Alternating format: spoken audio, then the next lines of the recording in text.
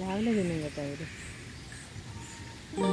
Hill പാലസിലെ മാൻ park കേരളത്തിലെ എറണാകുളം ജില്ലയിലെ തൃപ്പൂണിത്തുറയിൽ സ്ഥിതി ചെയ്യുന്ന ഹിൽ പാലസ് മ്യൂസിയത്തിൻ്റെ ഭാഗമാണ്.